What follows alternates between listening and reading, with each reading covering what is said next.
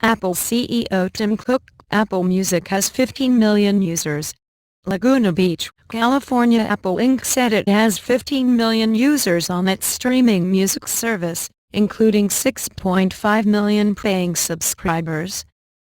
Speaking at WSJDLive, the Wall Street Journal's global technology conference, Apple chief executive Tim Cook said the company has 6.5 million paying customers for Apple Music and 8.5 million customers on 3-month trials.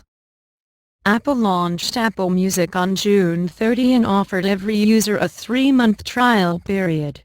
After the trial period, users pay $9.99 a month for individual subscriptions or $14.99 for families. The first batch of customers came off the trial period at the end of September. In August, Apple Senior Vice President Eddie Q, who is overseeing the rollout of Apple Music, said it had 11 million people on the trial version of the service. That suggests that nearly 60% of those users agreed to pay for the service after the trial period ended. By comparison, Spotify AB, which launched in 2008, says it has 75 million active users and 20 million subscribers. Mr. Cook said consumers are responding positively to one of the main differentiating features of its service, human curation of playlists. "The runway here is really good," he said. Mr. Cook also said that the new version of Apple TV will start shipping at the end of next week. The company will start accepting orders for its new video box on Monday. He said that the new device lays the foundation to change the TV viewing experience, even though Apple hasn't secured all the content deals necessary to match the offerings of cable and satellite providers. Mr. Cook argued that linear viewing of television through channels is disappearing, and that the current TV watching experience has outlived its usefulness. Mr. Cook argues that Apple TV, with its ability to search across various streaming services and interact with apps, has developed an infrastructure to fix a terrible broken thing that none of us like. He added, "The starting gun has been fired." Mr. Cook also spoke unusually frankly about the automobile industry, although he declined to address Apple's interest in building an electric car. He said he sees a massive change coming in the automobile industry as major technologies shift the sector away from today's combustion engine focus. He said he sees software, electrification and autonomous driving technologies playing a crucial role in the cars of the future. That industry is at an inflection point for massive change, not just evolutionary change, he said.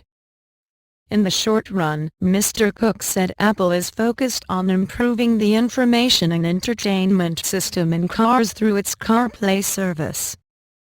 Apple's Tim Cook tells the car industry to expect massive change. Apple's chief executive has given the latest sign that the iPhone maker is planning an assault on the car industry, saying there is a massive change in the market. Tim Cook did not comment on numerous rumors and reports that Apple is preparing to build its own car, but suggested that it could make further strides into the market beyond its current, limited efforts. "It would seem like there will be massive change in that industry, massive change," Cook said at the Wall Street Journal's WSJDLive conference in California. "You may not agree with that. That's what I think. When I look at the automobile, what I see is that software becomes an increasingly important part of the car of the future. You see that autonomous driving becomes much more important." His comments come after widespread reports that Apple is preparing to follow fellow tech giant Google in developing a self-driving or electric car.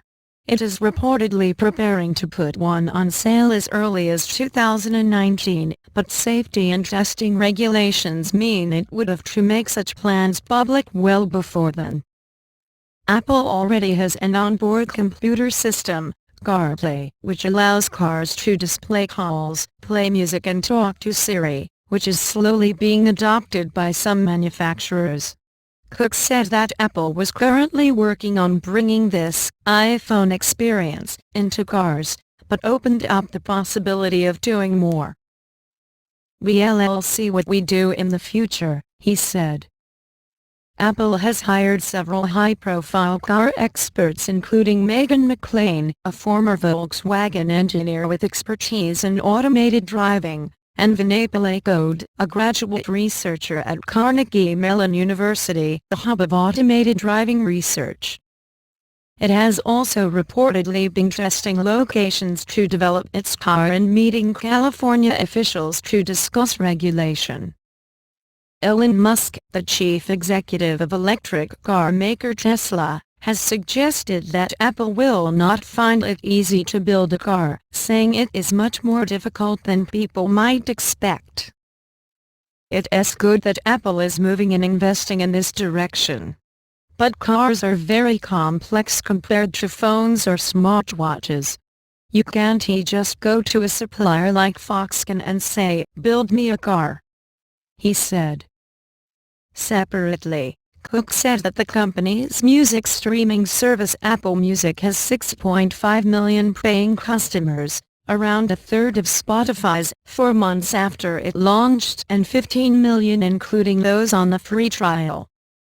He also announced that the latest version of Apple TV, the company's internet-connected television box, would go on sale next week. Apple CEO Tim Cook: massive changes coming to the auto industry.